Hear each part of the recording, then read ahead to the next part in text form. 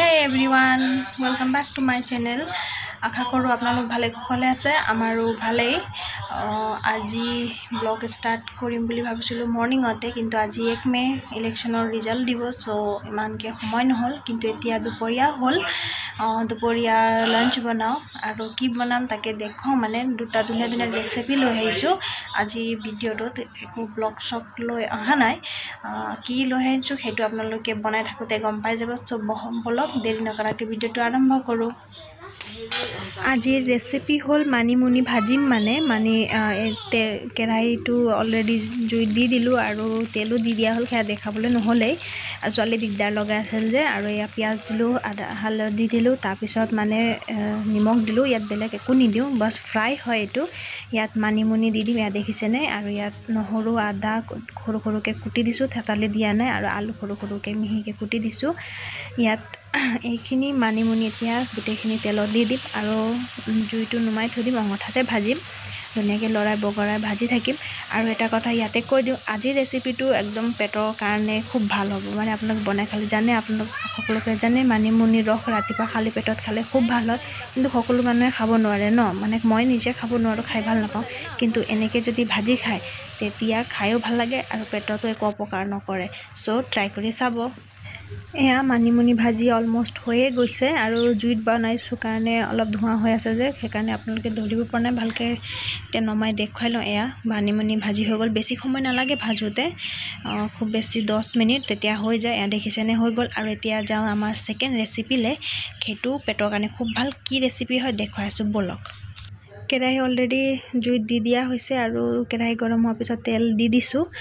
এতিয়া তেল গৰম হোৱাৰ পিছত দিম পিয়াজ আৰু এয়া দেখিছেনে কি ৰেচিপি কোৱা নাছিল এয়া বিলাহী কাটি থোৱা আছে আৰু এফালে হল মসুন্দৰী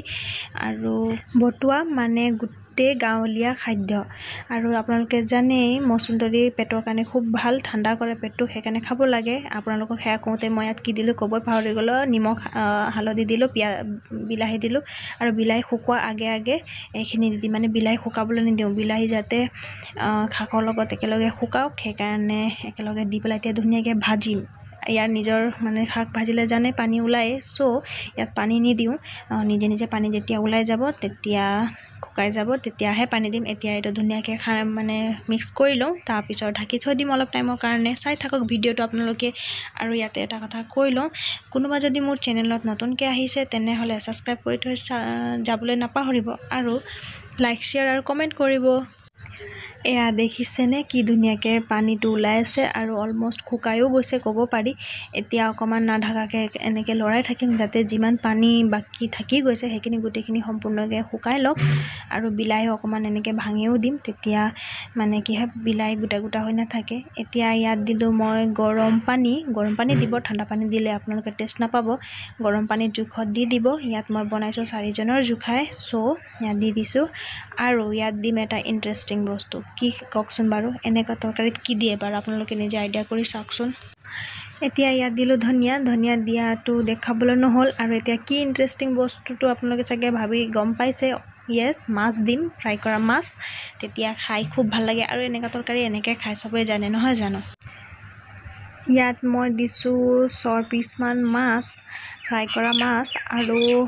এয়া দেখিছেনে জুলটো কি ধুনীয়াকৈ উতলি আছে আপোনালোকে যেতিয়া পানীটো দিব তাৰ পিছতে মাছ দি দিব কাৰণ যেতিয়া জুলটো উতলি যেতিয়া আধা হৈ যাব তেতিয়াহে খাবলৈ ভাল হ'ব সেইটো মনত ৰাখিব আৰু এয়া দেখিছেনে আমাৰ তৰকাৰীটো ৰেডি হৈ গ'ল এয়া হৈছে পুৰা একদম সম্পূৰ্ণকে গাঁৱলীয়া খাদ্য আৰু কেনেকুৱা লাগিল সেইটো আপোনালোকে মোক কমেন্ট কৰি জনাব আৰু ভাল পালেতো শেয়াৰ কৰি দিব নিশ্চয় নহয় জানো তেতিয়ালৈকে আজি ভিডিঅ'টো ইয়াতে সামৰণি মাৰিছো টিল দেন বাই বাই